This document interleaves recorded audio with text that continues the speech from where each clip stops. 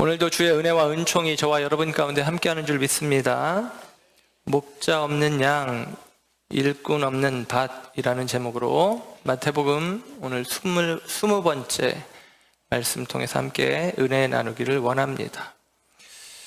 우리는 이제 마태복음 9장의 끝부분에 와 있는데요. 거듭 말씀드렸듯이 마태복음 8장과 9장은 10개의 기적 사건이, 예수님의 능력 행함의 사건이 옴니버스 형식으로 모여져 있습니다. 그래서 마태복음은 마태가 의도적으로 편집해서 묶어두는 형식으로 우리에게 말씀을 전하고 있고, 그래서 마태의 의도를 통해서 바꿔 말하면 하나님의 말씀의 의미를 우리가 깊이 깨닫기 위해서는 이 구조를 좀 우리가 아는 것이 도움이 되어집니다. 마태복음 8장 9장에 10개의 기적사건, 그런데 그 10개의 기적사건을 3개, 하나는 어디 갔나? 혈루증 여인과 그리고 회당장 야이로의 딸을 고치는 사건은 액자소설 같은 형식으로 하나의 사건으로 이렇게 모두어서 이해를 해볼 수 있습니다. 가버나움 나병 환자를 고치시는 일, 백부장의 하인을 고쳐주시는 일, 그리고 베드로의 장모를 고쳐주시는 일. 예수님께서 긍휼과 자비의 주님으로 오셨음을 드러냅니다. 나병 환자는 그 시대에 가장 소외되는 사람이고, 이방인도 소외된 사람이고, 장모 곧 여자도 소외됨을 상징합니다. 그들에게 주님은 은혜를 베푸시죠. 그리고 이어지는 풍랑을 잠잠케 하시는 일, 갈릴리 바다 건너편 거라사 지역의 미치광이 광인을 귀신을 내어 쫓아 치료하신 일, 그리고 중풍병자의 질병을 고쳐주신 일, 그 일들 속에서는 예수님의 권능을 살펴볼 수 있습니다. 특별히 바람과 바다를 꾸짖으시는 주님, 자연도 순종케 하시는 권능의 주님이요, 귀신도 예수님의 말씀에 순종할 수밖에 없는 권능의 주님이시요, 그리고 예수님께서 중풍병자를 통해서 병을 치유하실 뿐만 아니라 뇌 죄 사함을 받았다라는 선언을 통해서 예수님은 죄를 사하시는 권능의 주님으로 표현되고 있습니다. 그리고 이어지는 사건 속에 회당장 야이로의 딸을 살려주시고 12의 혈루증 여인을 고쳐주시는 이야기, 눈먼 자가 눈을 뜨고 말 못하는 자가 말을 하는 이야기는 생명의 주님, 곧 하나님의 나라의 완성으로 이해해 볼 수가 있습니다. 죽었던 딸 살리는 것, 생명의 역사죠. 혈루증, 피가 흐르는 질환인데, 피는 유대인들에게 있어서 생명을 의미합니다. 그리고 12이라고 하는 완전수, 12해가 피가 흘렀다는 것은 생명이 다 소진되었다라는 의미겠죠. 그 여인을 주님이 치료해 주십니다. 생명의 주님이시죠. 생명의 역사가, 그리고 눈먼 자가 눈을 뜨고 말 못하는 자가 말을 하는 하나님 나라의 회복의 역사가 있었다라는 것입니다. 이 9번의, 이 10번의 기적 사건, 능력 행함의 사건을 통해서 성경이 우리에게 말씀하는 바, 특별히 마태가 우리에게 요구하는 바는 무엇이냐? 믿어라 라는 것입니다. 자비의 주님이요, 권능의 주님이시요, 생명의 주요, 하나님의 나라를 가져오시는 예수님을 믿어라. 그분은 믿을 만한 분이다. 봐라, 이런 능력을 행하신다. 믿어라 라고 우리에게 요청을 하고 있다라는 사실입니다. 재미있는 사실은 이 구조 속에 또 다른 구조가 하나 들어있는데요. 이 3개의 능력, 기적 행함 사건 이후에 나오는 이야기, 그리고 또 3개의 사건 다음에 나오는 이야기, 또 이어지는 3개의 사건 뒤에 나오는 이야기 속에서 공통적으로 찾아보는 표현이 있는데, 그게 뭐냐면 예수님께서 나를 따르라 라고 말씀하십니다. 마태복음 8장 18절에서 22절에는 한 서기관이 예수님을 따르겠다고 하니까 인자가 머리 둘 곳이 없다. 근데 너 나 따라올 수 있겠냐? 제가 장사만 지내고 얼른 오겠습니다. 아니, 죽은 자들이 그들의 죽은 자들을 장사하게 하라. 그리고 너는 나를 따르라. 그러거든요. 그는 못 따랐죠. 그 다음에 나오는 세 개의 사건 이후에는 또 어떤 이야기가 나오냐면 세리 마태가 세관에 앉아있을 때 예수님 말씀하십니다. 나를 따르라 라고 이야기하는 거예요. 그리고 세 개의 사건이 이어지고 오늘 우리가 읽은 본문에 이어져서 10장 1절에는 예수님께서 제자들을 부르셨다라고 이야기를 해요. 여러분 성경을 보시면 10장 1절 말고 10장 2절에 큰 동그라미를 치고 거기서부터 새로운 문단이 시작되어지는 것으로 구문을 나누어 주고 있습니다. 10장 1절은 9장 38절에 이렇게 붙여서 이해해 볼 수 있는 내용인데 9장 말미에 있는 세 가지 사건 이후에 또 주님은 똑같이 제자들을 부르셨어요. 바꿔 나를 따르라 라고 말씀하시는 것이죠. 주님은 당신을 계시하시고 마태는 예수님이 어떤 분인지 우리에게 보여주고 믿어라 라고 이야기하는 것이고 그 믿음이라고 하는 것은 무엇이냐? 그냥 감정적인 동의를 넘어서 의지적인 결단을 이야기합니다. 나를 따르라 라는 것이죠. 저와 여러분이 예수님을 믿을 만한 분으로 여긴다면 우리에게 필요한 것은 무엇이냐? 예수님을 따라가는 것입니다.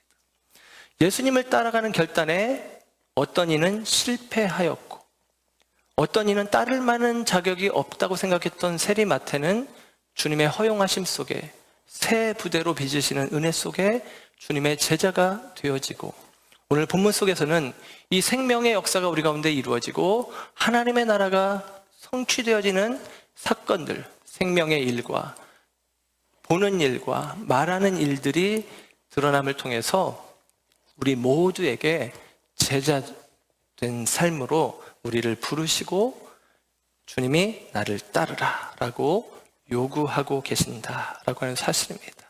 저와 여러분의 믿음이 제자의 삶으로 따름으로 이어지시기를 주님의 이름으로 축복합니다. 오늘 말씀은 또 시작하는 말씀이 이렇게 되었거든요. 예수께서 35절 예수께서 모든 도시와 마을에 두루 다니사 그들의 회당에서 가르치시며 천국 복음을 전파하시며 모든 병과 모든 약한 것을 고치시니라. 이 말로 이제 10개 기적사건을 정리하면서 이야기를 하는 거예요. 모든 병과 약한 자를 고치셨다라는 말을 하는데요. 이 말뿐만 아니라 여러분 잠깐 책갈피를 하시고 마태복음 4장 23절로 가시면 이렇게 기록이 됩니다. 마태복음 4장 23절 제가 읽어드릴게요. 예수께서 온 갈릴리에 두루 다니사 그들의 회당에서 가르치시며 천국 복음을 전파하시며 백성 중에 모든 병과 모든 약한 것을 고치시니. 아멘. 아멘. 어때요? 9장 35절과 마태복음 4장 23절은 똑같습니다. 똑같아요. 모든 도시와 마을이라는 말 대신에 온 갈릴리라는 말이 쓰여졌죠. 예수님께서 갈릴리에서 공생애를 시작하시고 갈릴리에서 사역을 하시고 마태복음으로 표현하면 13장까지는 갈릴리 사역을 기록해주고 있고 14장부터 유대 땅, 유다 지역 그리고 유대 지역 그리고 예루살렘을 중심으로 한 예수님의 사역이 마태복음에 이제 기록이 되기 시작합니다. 그래서 지금은 이제 갈릴리 사역을 예수님이 하고 계신데 예수님이 자라신 곳, 나사렛 가까운 곳이 갈릴리 이스라엘의 북쪽 지역 갈릴리이고 갈릴리 지역의 가장 큰 도시인 가버나움을 중심으로 예수님께서 많은 일들을 행하시되 그 갈릴리 주변에 있는 모든 도시, 모든 작은 성읍까지 다 다니시면서 그 성읍에서 예수님께서 하신 일이 무엇이냐? 회당에서 가르치시고 복음을 전파하시고 병든 자를 고쳐주시고 그 일을 하셨다라고 이야기를 하는데 오늘 9장 38절뿐만 아니라 4장 23절에 기록되면서 앞뒤로 마치도 이렇게 벽을 쳐놓은 것처럼 되어 있죠. 그래서 이 중간의 내용 마태복음 5장에서 그리고 마태복음 9장까지의 내용, 이 내용을 이렇게 가두어 주고 있는 것입니다. 그래서 마태복음 5장에서 9장까지의 전 내용을 한마디로 요약하면 예수님께서 가르치시고 복음을 전파하시고 병자를 고치셨다라는 것입니다. 이 말씀이 예를 들면 복음 전파라는 말로 이제 압축해서 이야기할 수 있는데, 우리가 보았던 10개의 기적 사건 가운데 예수님이 풍랑을 잠잠케 하신 사건 외에 나머지 9개의 사건은 다 하나같이 병들고 약한 자를 고쳐주신 치료의 사건이에요. 그 치료의 사건이 굉장히 중요하게 다루어지고 있는데, 그 치료의 사건은 복음이 임한, 그리스도가 임한, 하나님 나라가 임한 표면적인 현상들로 우리에게 보여지고 있는 것입니다. 굉장히 중요해요. 우리는 치료가 필요하죠. 우리는 고침받아야 될 상황들에 있는 경우들이 많습니다. 그러나 이제 오늘 본문까지 마태가 의도적으로 이 기적의 사건들, 능력 행함의 사건들을 모아두며 그 안에는 수많은 병자들을 고치는 사건들이 기록되어 있는데, 이 이후에도 예수님이 병자를 고치는 이야기들은 있지만, 이 이후에 예수님의 사역들을 설명할 때는 어떻게 표현하냐면 예수님께서 가르치시고 복음을 전파하셨다라는 표현들로 표현하고, 병자를 고쳤다라는 표현들은 이후에 사용하지 않아요. 그러니까 마태는 의도적으로 이런 수많은 기적들이 예수님께서 행하시는 일들에 나타난 표면적인 현상이고, 이 표면적인 현상을 보았을 때 당연히 우리는 그것을 보고 믿어야 되는 거 아니냐라고 요청하는 것이고, 마태의 요청의 중요한 핵심은 무엇이냐? 하나님 나라 복음이 우리 가운데 전파되었다라는 거예요. 아까 보았던 마태복음 4장 23절 말씀 앞부분에 어떤 이야기가 나오냐면, 예수님께서 어부들을 중심으로 제자들을 부르시는 장면이 나오고, 제자들을 부르시면서 주님이 하시는 말씀이 뭐냐면 내가 너희로 사람을 낚는 어부가 되게 하리라 라는 거예요. 사람을 낚는 어부, 그들이 뭐냐? 복음의 증인이 되어진다라는 의미겠죠. 그리고 예수님께서는 그 앞에 어떤 이야기를 하냐면 4장 17절에 이렇게 말씀을 합니다. 이때부터 예수께서 비로소 전파하여 이르시되 회개하라, 천국이 가까이 왔느니라. 예수님이 하시는 일이 뭐냐? 회개하라, 천국이 가까이 왔느니라 라고 예수님이 전파하는 일을 했다는 것입니다. 예수님의 복음의 내용은 뭐냐? 회개하라, 천국이 가까이 왔다라는 것이죠. 그리고 예수님께서 천국에 가까이 온 증거들을 능력 행함으로 보여주신 것입니다. 그러면 백성들에게 필요한 것이 무엇이냐? 천국은 가까이 왔어. 그럼 그들에게 주어진 요청이 뭐였죠? 회개하라라는 것입니다. 그리고 예수님은 친히 회개의 역사의 주체로 일을 하시는 거예요. 저와 여러분 스스로가 뉘우치고 깨닫고 돌이키고 회개해야 되지만, 주님께서 회개하도록 우리 안에서 일하시고 역사하시는 것이죠. 예수님께서 회당에서 가르치시고 복음을 전파하셨대요. 회당에서 가르치셨다라고 하는 의미는 예수님이 가는 곳곳마다, 갈릴리 지역의 많은 도시들, 성읍들마다 거기에는, 그 성읍 중심에는, 도시 중심에는 회당이 있는 거예요. 회당에는 가르치는 사람들이 있습니다. 예수님 말고도 이미 가르치는 사람들이 있어요. 서기관 혹은 바리새인, 그들이 회당에서 가르치는 일들을 하는 거예요. 그런데 예수님이 가르친다는 것은 무엇이죠? 이전의 가르침이 잘못되었던 것이죠. 예수님이 가르친다는 것은 무엇이죠? 그들이 지금 어리석기 때문에 가르치는 것입니다. 전에 말씀드렸듯이 보아도 보지 못하고 들어도 듣지 못하는 현상들이 죄의 결과로 그들 가운데 있는 것입니다. 그래서 예수님은 가르치는 일들, 디다케라는 일을 하시는 것입니다. 뿐만 아니라 예수님께서는 복음을 전파하시는 거예요. 복음 전파의 구체적인 나타난 현상이 무엇이냐? 병자를 고치는 현상으로 나타나는데, 그 복음 전파는 무엇이냐? 복음을 전파하시는 것, 이게 바로 캐리그마의 역할인데, 이 일을 예수님이 하심으로 말미암아 사람들을 복음으로 말미암아 회복시키는 것입니다. 디다케, 가르치는 일과 복음 전파, 전도의 일이 하나의 일인데, 예를 들면 회당에서 가르치는 사람들은 자칭 스스로 나는 안다라고 생각하는 사람들이고, 또한 그들이 병자라고 취급했던 이 병자의 부류들은 한결같이 성전에 들어가지 못하는 사람들이에요. 부정한 사람들입니다. 그 부정한 사람들이 예수님으로 말미암아 치료됐다는 것은 그들이 이제 성전에 들어갈 수 있다는 의미입니다. 예수님이 회당에서 가르치시고 그리고 예수님이 병자들을 치료하셨다는 얘기는 예수님이 회당을 회복하시고 예수님이 성전을 회복하셨다라는 의미가 되어져요.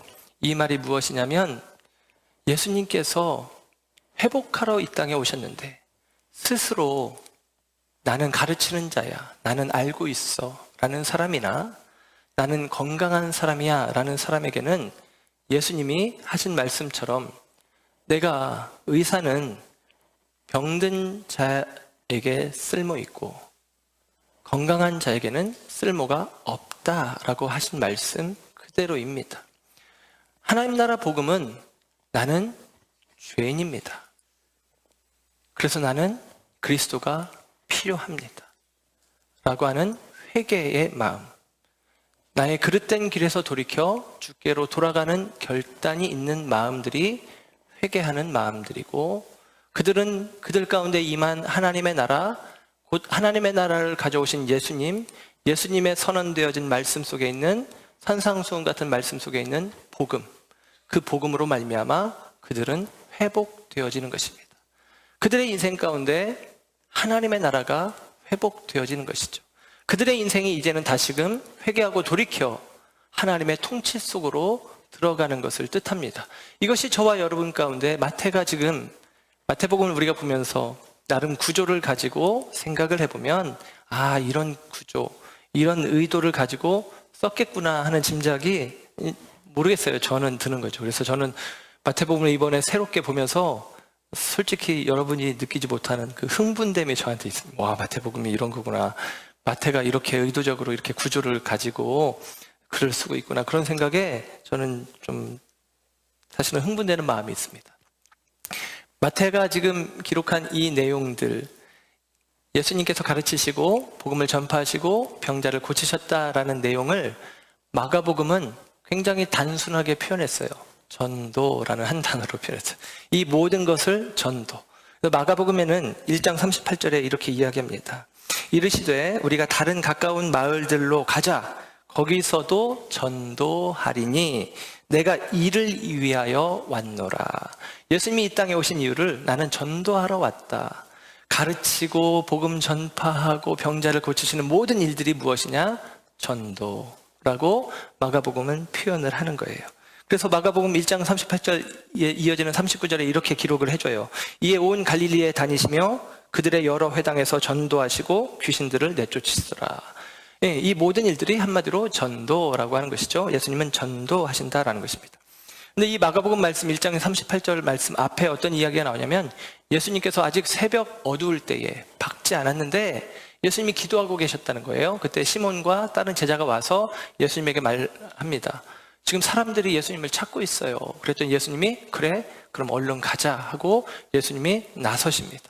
그리고 마가복음에 이어지는 말씀들을 보면 3장에는 어떤 이야기가 나오냐면 식사할 겨를도 없었다라는 이야기가 나오고, 6장에도 마찬가지로 제자들에게 와서 잠깐 쉬어라. 우리가 식사할 겨를도 없다라고 이야기를 합니다. 무슨 얘기예요? 예수님의 이 갈릴리 사역이 얼마나 열심을 내셨는지 이른 아침부터 밤 늦은 시간까지 식사할 겨를도 없이 쉬지 않고 전도, 하나님 나라의 복음을 전파하는 일에 힘쓰셨다라고 하는 사실입니다. 무엇이 예수님으로 하여금 이렇게 식사할 겨를도 없이 바삐 예수님이 이 복음 전파, 곧 전도의 사역에 힘쓰시게 했나라고 이야기한다면, 오늘 이어지는 말씀에서 우리는 그 이유를 확인할 수가 있죠. 36절의 말씀이죠. 이렇게 기록해 줍니다. 오늘 9장 36절. 무리를 보시고 불쌍히 여기시니 이는 그들이 목자 없는 양과 같이 고생하며 기진함이라. 예수님께 다가오는 사람들의 모습을 본 거죠. 그 무리를 본 거죠. 예수님을 찾고 부르는 사람들을 본 것입니다. 그런데 그들의 모습이 어떠냐? 목자 없는 양과 같다. 오늘 말씀의 제목이 목자 없는 양, 일꾼 없는 밭이라는 제목인데 목자 없는 양과 같다라고 이야기를 하는 거예요. 예수님께서 왜 이렇게 바쁘고 분주하게 복음 전도의 사역을 감당하셨나? 그 무리들을 볼 때 목자 없는 양으로 여겨졌기 때문이다라는 것입니다. 시편 23편 1절은 우리가 잘 아는 말씀, 여호와는 나의 목자시니 내가 부족함이 없으리로다 라는 말씀이죠. 목자 없는 양들은 오늘 본문 36절 끝에 보니까 고생하며 기진하였다라고 이야기합니다. 그들이 고생하며 기진하는 모습, 안타까운 모습을 보는 거죠. 질병에 매여, 고통에 매여, 율법에 매여 그 고통받는 모습을 보면서 목자 없는 양처럼 예수님이 여기시는데, 여러분 엄밀하게 말하면 목자가 그들에게서 떠난 것이겠습니까? 아니면 그들이 목자를 떠난 것이겠습니까? 그들이 목자를 떠난 것이죠. 그들이 하나님을 떠난 거예요. 그래서 그들은 고생하며 기진하고 있는 것입니다. 죄의 결과죠. 요즘은 실패 아이콘이라고 불리는 오명을 쓰고 있는데, 전에는 혁신의 아이콘이라고 불리던 한 사람이 있었는데 앨런 머스크라고 하는 사람입니다. 전기자동차, 테슬라, 그리고 우주 개발에 이제 좀 선두적인 역할을 하는 스페이스 X라고 하는 회사의 CEO입니다. 그 사람이 한 번은 2년 전에 이제 어떤 사람이 이 앨런 머스크를 보고 와, 당신의 삶이 너무나 멋져 보여요 라고 이제 인스타그램에 이제 멘션을 달았대요. 그랬더니 이 사람이 댓글을 달면서 그 댓글을 이제 나중에 공개적으로 자기의 삶을 좀 사람들 앞에 드러내면서 트위터에 이렇게 자기 인생을 설명을 했습니다. 실상은 엄청난 도취감과 끔찍한 비참함, 끊임없는 스트레스다라고 이야기했어요. 그러니까 이런 것이죠. 엄청난 도취감, 성취했어, 이루었어, 성공했어. 그런데 반면에 자기 속에는 끔찍한 비참함도 있다는 거예요. 그리고 그 과정 속에 끊임없는 스트레스를 받고 있다라고 이야기를 합니다. 그래서 자기가 병원에서 진단을 안 받았지만 자기는 조울증이 있는 것 같다고 스스로 이렇게 이야기를 해요. 그것에 대해서 그 질문을 했던 사람이 이렇게 다시 질문을 합니다. 그럼 어떻게 스트레스를 해결하느냐라고 이야기를 하니까 앨런 머스크가 이렇게 또 답을 합니다. 그저 고통을 감내하면서 내가 하는 일에 전념할 뿐이다. 어쩔 수 없다라는 것이죠. 그러면서 이런 표현을 덧붙여요. 지옥행 열차표를 끊었다면 지옥을 탓하는 것은 불공평하다. 내가 선택한 일이니까 이 스트레스 어쩔 수 없는 거야. 그렇게 이야기를 합니다. 그러면서도 이렇게 또 이어서 말하는데 내 대처법보다 더 좋은 방법이 있을 것 같다. 그렇게 이야기합니다. 내가 그냥 고통을 받아들일 수밖에 없어. 어쩔 수 없지. 내가 선택한 거니까. 이게 그의 생각인데 그러나 더 좋은 방법이 있을 수도 있을 것 같아. 라고 여지를 남겨둡니다. 여러분, 저는 그 방법을 알고 있어요. 뭐냐? 주님께 나아가는 것입니다. 지옥을 향해 나가는 게 아니라 은혜의 자리로 나아가고 하나님께 나아가고 하나님을 나의 목자로 삼는 것이죠. 앨런 머스크가 재산이 20조 원이랍니다. 20조 원. 우리는 늘 우리 통장에 그 정도 있으니까 그렇죠? 별로 놀랍지 않겠지만. 근데 20조 원인데 내 삶이 비참하다. 나는 끊임없는 스트레스 속에 있다. 여러분 20조 원을 가져도 만족이 안 되는 인생이 있어요. 그러나 저와 여러분은 20만 원도 수중에 별로 없지만 우리는 그래도 말할 수 있잖아요. 나는 부족함이 없습니다. 왜? 여호와는 나의 목자시니. 이것이죠. 저와 여러분이 우리가 갔던 그 길에서 돌이켜 하나님께로 나아가 하나님을 목자 삼을 때 우리는 부족함이 없겠죠.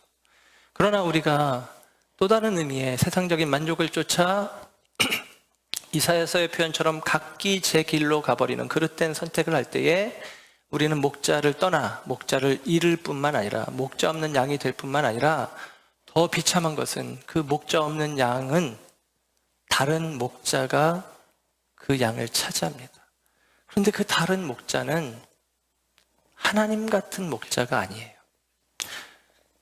죄로 말미암아 하나님을 상실한 인생들의 모습을 묘사해 주기를, 목자 없는 양의 모습을 묘사해 주기를 에스겔서, 구약의 묵시록인 에스겔서 34장에 이렇게 기록을 해 줍니다. 제가 34장 1절부터 5절을 읽어드릴게요. 여호와의 말씀이 내게 임하여 이르시되 인자야 너는 이스라엘 목자들에게 예언하라. 그들 곧 목자들에게 예언하여 이르기를 주 여호와께서 이같이 말씀하시되 자기만 먹는 이스라엘 목자들은 화 있을진저 목자들이 양떼를 먹이는 것이 마땅하지 아니하냐. 너희가 살찐 양을 잡아 그 기름을 먹으며 그 털을 입되 양떼는 먹이지 아니하던도다. 너희가 그 연약한 자를 강하게 아니하며 병든 자를 고치지 아니하며 상한 자를 싸매주지 아니하며 쫓기는 자를 돌아오게 하지 아니하며 잃어버린 자를 찾지 아니하고 다만 포악으로 그것을 다스렸도다. 목자가 없으므로 그것들이 흩어지고 흩어져서 모든 들짐승의 밥이 되었도다.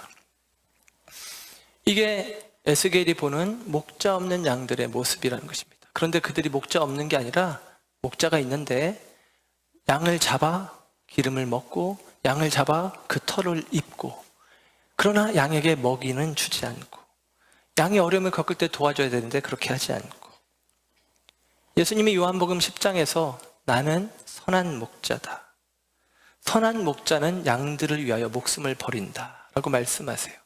그게 하나님이시죠. 주님이시죠.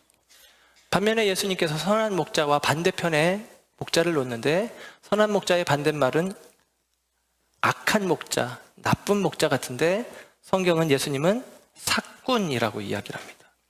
삭슬 위해서, 삭슬 위한 목자, 그 나쁜 목자죠. 근데 삭군은 목자가 아니요 그렇게 이야기를 해요. 삭군 목자는 목자가 아니다. 양도 제 양이 아니다. 그러니까 이리를 보면 스스로 도망가 버리고 이리가 양을 해치도록 내버려 둔다라고 이야기를 합니다. 여러분, 예수님이 이 땅에 오셔서 계시는 동안 예수님이 하시는 말씀들 속에 목자 없는 양처럼 그들에게는 회당에서 가르치는 서기관들이, 바리새인들이 있었고 그들을 위해서 제사 지내는 제사장들이 있었지만 예수님은 그들 가운데 복음이 필요하다는 것이죠. 그들이 오히려 포악으로 그들을 다스렸다. 악한 삭군 목자들이 포악함으로 양들을 다스릴 뿐, 율법이라는 도구로, 율법이라는 기준으로 자기는 안다, 자기는 건강하다는 그 분리된 마음으로 백성들을 어렵게 할 뿐 그들을 돌보지 않았다, 돕지 않았다라고 이야기를 하고 있는 것입니다. 그래서 예수님은 그런 모습을 보시고 오늘 말씀하시는 거예요. 그들이 목자 없는 양 같다. 그래서 어떻게 하신다? 예수님이 불쌍히 여기셨다라고 이야기를 합니다. 예수님이 여기서 무리를 보셨다라는 말이 헬라 원어적인 의미로는 이돈이라는 말이 쓰여지는데요. 이 말은 눈에 보는 것입니다. 그런데 그냥 헬라 의미는 본다라는 의미를 넘어서서 그 이면을 본다, 그 배후를 본다라는 의미를 가지고 있어요. 그러니까 예수님은 무리들을 보고 그 무리들이 지금 어렵고 힘들고 병들리고, 그런데 그 이면은 뭐냐? 그들이 왜 이렇게 병들고 힘들고 어렵냐?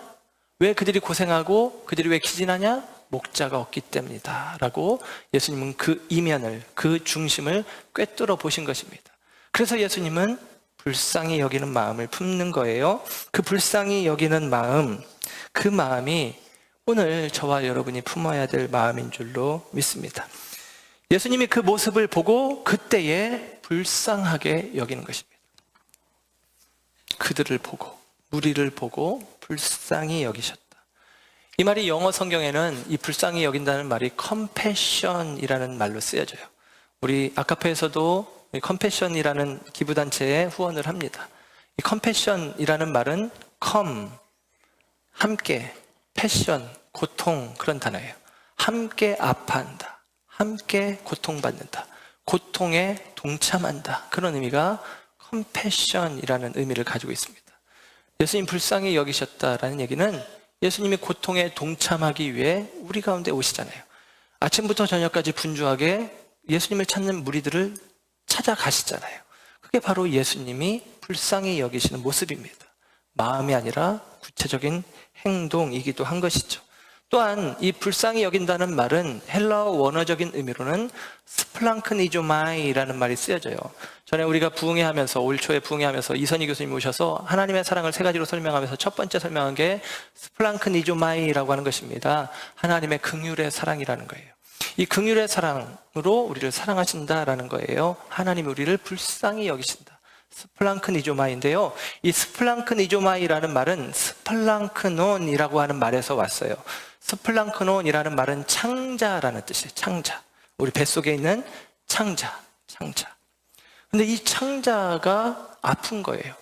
창자장 혹은 마음장, 그렇게 한자가 쓰여집니다. 우리 노래 가운데 옛날 노래 단장의 미아리고개라는 노래가 있잖아요. 단장의 미아리고개. 반야월 씨의 글을 가지고 1956년에 쓰여진 것인데요. 이 노래가 내용이 그렇대요. 피난길에서 잃어버린 딸을 생각하며 부른 노래. 아마도 서울 미아동 그 고개를 넘어오면서 화장실에 잠깐 갔는지 아니면 음식을 좀 구하러 갔는지 그 사이에 딸이 없어져 버린 거죠. 딸을 잃은 부모의 마음, 그 마음을 표현한 게 단장의 미아리고개. 여기서 단은 끈을 단, 장은 창자장. 창자가 끊어지는 아픔을 겪는 자리, 그런 의미가 있는 거예요. 그런데 여러분, 이 말이 중국 고사에서 온 것인데요. 세설신어 출면편에 나오는 이야기인데 진나라 환원이라고 하는 장수가 총나라를 정벌하기 위해서 양쯔강 중류로 많은 배들을 거느리고 올라가고 있었습니다. 그 과정 가운데 병사들이 잠깐 이제 육지에 정박한 사이에 원숭이 새끼 한 마리를 잡아왔어요. 놀이감으로 데려온 것이죠.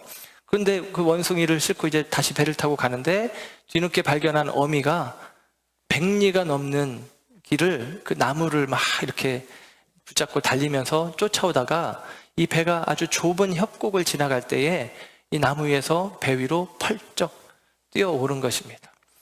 그런데 펄쩍 뛰어오르는데 오랜 시간 달려와서 다 이제 기운이 빠져서인지 배에 오르자마자 죽었다라는 거예요. 근데 이제 내용상으로는 그래요. 실제로는 안 그랬을 것 같은데 그 원숭이의 어미 배를 갈랐더니 창자가 다 조각조각 끊어져 있더라. 그래서 이게 단장이라는 의미. 그래서 새끼 원숭이를 풀어주도록 하고 원숭이를 잡아온 병사를 매질을 해서 쫓아냈다 그런 이야기가 이제 고사에는 나오는데 실제 어떻게 다름질을 많이 했다고 창자가 끊어졌겠습니까? 근데 그 고사의 의미는 그거예요. 창자가 끊어지는 아픔. 이게 단장이고, 이 스플랑크니조마이라고 하는 불쌍히 여긴다는 말은 그런 의미입니다. 창자가 아프다라는 거예요. 그래서 우리말에는 이 유대인들의 말과 아주 밀접하게 창자에 해당하는 게 애라는 말이거든요. 애가 탄다, 애가 끓는다, 애가 닳는다 등등의 말들로 우리도 표현을 하고 있는 표현입니다.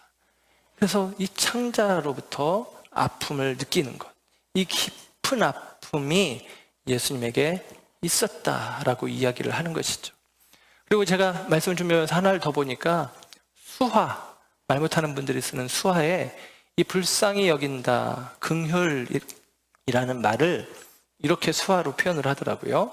이렇게, 그 다음에 이렇게. 이게 뭐냐면 긍휼, 이게 뭐냐면 눈물로, 그리고 이게 무슨 뜻이냐면 사랑한다는 뜻이에요.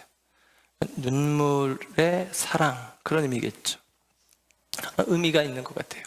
예수님이 무리들을 불쌍히 여기신다. 눈물로 그들을 사랑한다. 눈물의 사랑이 그들 가운데 있다라는 것입니다. 물론 예수님은 눈물만 흘리지 않고 그 영혼들을 건져내시기 위해서 분주하게 움직이십니다. 에스겔서, 아까 말씀드린 에스겔서 34장에 10절 말씀에 성경은 이렇게 기록을 해요. 여호와께서 이같이 말씀하시되 내가 목자들을 대적하여 그 사꾼 목자, 악한 목자들을 대적하여 내 양떼를 그들의 손에서 되찾을 것이다. 목자들이 양을 먹이지 못할 뿐 아니라 그들이 다시는 자기도 먹지 못할지라. 내가 내 양을 그들의 입에서 건져내어서 다시는 그 먹이가 되지 아니하게 하리라. 15절은 이어서 내가 친히 내 양의 목자가 되어 그것들을 누워있게 할지라. 주 여호와의 말씀이니라. 내 양들을 빼앗겼는데, 아니 난 가만히 있지 않아. 난 내 양들을 그들의 손에서 되찾을 거야. 하나님의 의지예요. 하나님이 구원하시겠다는 결단과 약속입니다. 이게 복음이에요. 저와 여러분 가운데 주어진. 이와 마찬가지로 구약의 묵시록에 이어서 신약의 묵시록인 요한계시록에 비슷한 말씀이 있는데, 요한계시록 14장 14절에 성경은 이렇게 기록합니다. 또 내가 보니 흰 구름이 있고 구름 위에 인자와 같은 이가 앉으셨는데 그 머리에는 금면류관이 있고 그 손에는 예리한 낫을 가졌더라. 또 다른 천사가 성전으로부터 나와 구름 위에 앉은 이를 향하여 큰 음성으로 외쳐 이르되 당신의 낫을 휘둘러 거두소서. 땅의 곡식이 다 익어 거둘 때가 이르렀음이니이다 하니 구름 위에 앉으신 이가 낫을 땅에 휘두르매 땅의 곡식이 거두어지니라. 신약에서는 추수하시겠다. 직접 낫을 가지고 추수하신다는 것입니다. 물론 이것은 마지막 최후 심판을 상징하는 표현이기도 하지만 주님께서 추수의 주체로 서신다라는 의미이기도 합니다. 빼앗긴 자들을 되찾고 방치된 사람들을 끌어안는 주님의 액션이 표현되고 있는 것이죠. 여러분, 이 구약의 묵시록인 에스겔서와 신약의 묵시록인 계시록 사이에 오늘 복음서가 있습니다. 그리고 이 복음서에서 예수님은 당신의 모든 힘과 능력, 시간을 사랑을 위해서, 사랑하는 백성들을 위해서, 그들을 위하여 눈물 흘리며 씨를 뿌리듯이 계속같이 복음의 씨를 뿌리며 그들을 불쌍히 여기시고 그들을 구원하시기 위해서 가르치시고 전파하시고 고치시는 일들을 쉬지 않고 하고 계시다라는 사실입니다. 그런데 오늘 본문은 그와 같은 예수님이 이어지는 말씀이 무엇이냐? 우리에게 요청하시잖아요. 오늘 이어지는 이 37절의 말씀은 이렇죠. 이에 제자들에게 이르시되, 이에 예수님이 불쌍히 여기셨고 그래서 주님이 말씀하시기를 추수할 것은 많되 일꾼이 적으니 그러므로 추수하는 주인에게 청하여 일꾼들을 보내주소서 하라 하시니라.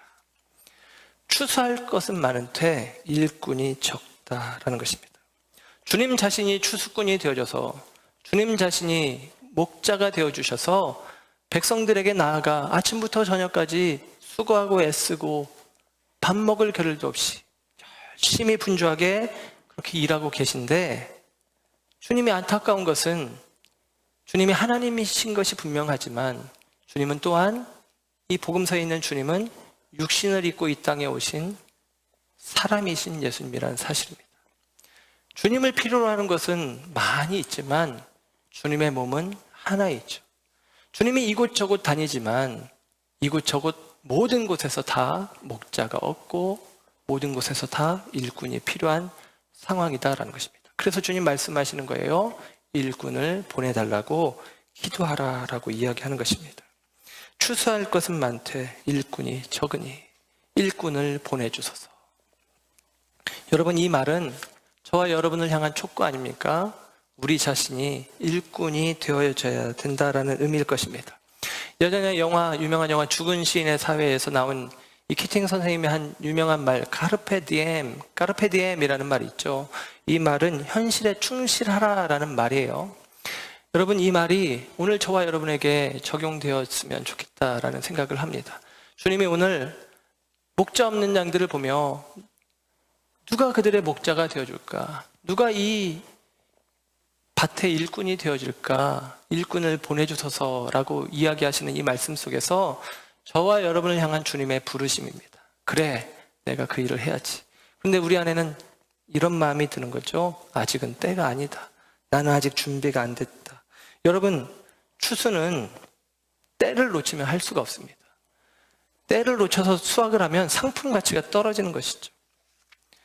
우리는 누군가를 돕고 누군가를 돌보아 주어야 될 필요를 마음 가운데 공감하지만, 불쌍히 여기는 마음은 있지만 실제로 그 일들을 행하는 데는 쉽지 않은 것들을 경험합니다. 왜냐하면 아직도 시간이 있다라고 생각하기 때문인 것 같습니다. 그러나 오늘 저와 여러분에게 주님은 말씀하십니다. 카르페 디엠, 현실에 충실하라.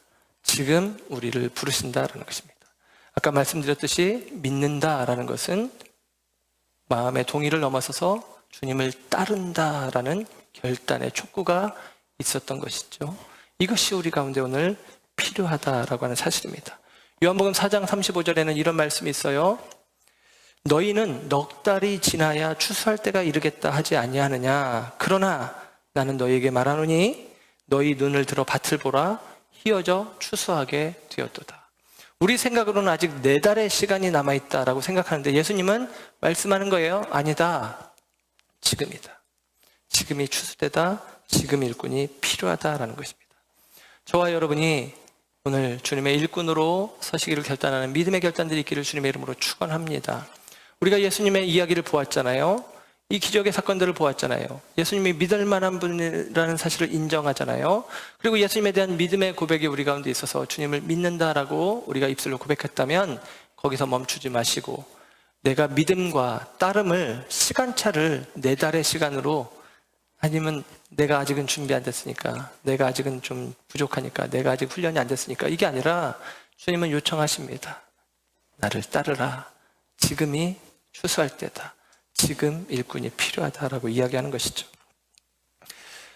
마더 테레사 수녀에게 한 사람이 그런 질문을 합니다. 이 테레사 수녀가 한 어린아이의 상처의 고름을 이렇게 치료해주는 과정을 이렇게 하고 있는데 옆에서 사람이 물은 거예요. 수녀님은 잘 사는 사람, 평안하게 사는 사람, 그리고 높은 자리에 살아가는 그런 사람들 보면서 시기심이 안 드십니까? 이렇게 사는 게 만족하십니까? 라고 물었어요. 그때 수녀님이 이렇게 이야기를 합니다. 허리를 굽히고 섬기는 사람에게는 위를 쳐다볼 수 있는 시간이 없습니다. 허리를 숙이고 섬기는 사람은 위를 쳐다볼 시간이 없습니다. 인간이 얼마나 고귀할 수 있는지 이 말을 통해서 확인해 볼 수 있습니다. 제가 이 글을 보고 생각을 해봤어요. 저는 사역을 나름대로 한다고 보지만, 열심히 한다고 하지만 저에게는 해당이 안 되더라고요. 왜냐하면 저는 잘 사는 사람도 보이고 평안한 사람도 보이고 높은 사람도 보이더라고요. 나도 저렇게 편했으면 좋겠고, 나도 저렇게 인정받고 대접받았으면 좋겠고, 그런 마음이 제게 있다는 것을 고백합니다. 그러면 이유는 뭘까요? 테레사 수녀님의 말씀으로 빗대어 이야기한다면 제가 허리를 숙이지 않고 있는 것이고 제가 섬김의 자리에서 떠나 있다는 의미겠죠. 그러니까 주변이 보이고 그 사람들이 보이고 그 사람들에 대한 기대, 시기, 그런 것들이 생기는 것 아니겠습니까? 여러분,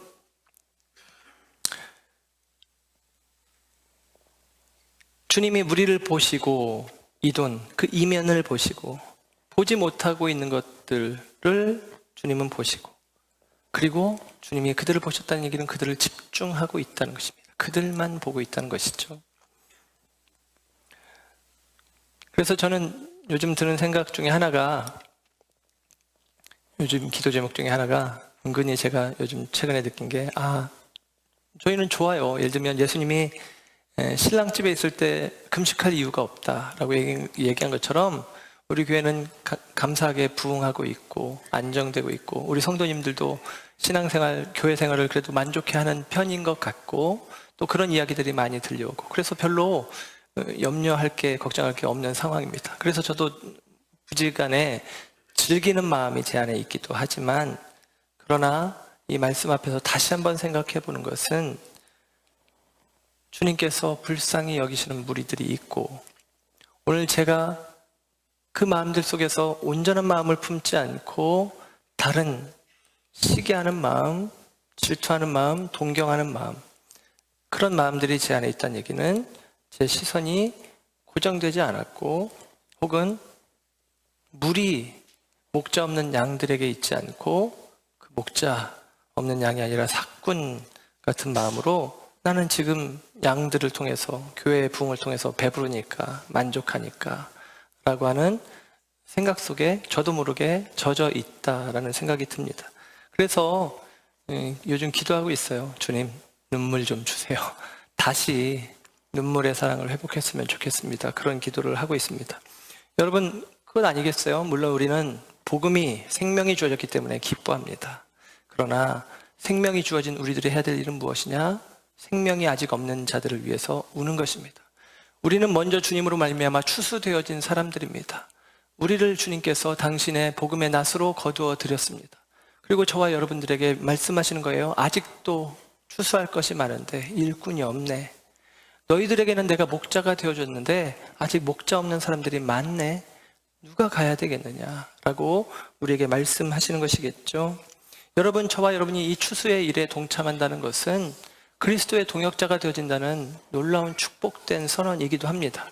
추수라는 말 생각해 볼 때 이런 것이죠. 추수는 곡식을 거둬들이는 전 과정을 이야기하겠지만 함축적인 의미의 추수는 어떤 의미냐? 땅에 뿌리박고 있는 그 곡식의 밑단을 낫으로 잘라내는 그 순간이 추수라고 볼 수가 있을 것입니다.